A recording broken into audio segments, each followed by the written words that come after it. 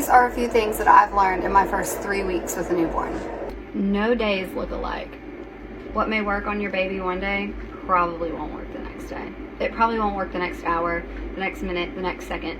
She was all about a passy calming her down yesterday, and today, she don't want nothing to do with that fake boob. If you can't get your baby to calm down, don't take it personal.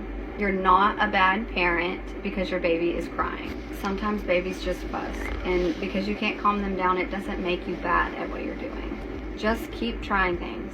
If your baby won't stop fussing, she may want to lean over your shoulder for 2 seconds to calm down and then stare at the wall for 3 minutes. You just have to keep trying things, and eventually they will go to sleep. I can't tell you how many nights I have repeated that to myself. They will go to sleep eventually. Sometimes bed sharing happens, and it's better for the bed sharing to be intentional rather than accidental, so prepare yourself for that. On that same note, don't beat yourself up for going back on things that you said you wouldn't do.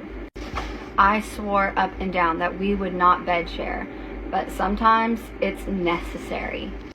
Educate yourself, prepare yourself, and don't beat yourself up.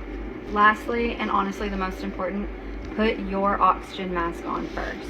You can't provide the best care possible for your little one if you're not providing any type of care for yourself. Lean on your support system, know your limits, and know when to ask for help. So just keep repeating to yourself, no day looks alike, just keep trying things, don't beat yourself up, and put your oxygen mask on first. You got this, mama.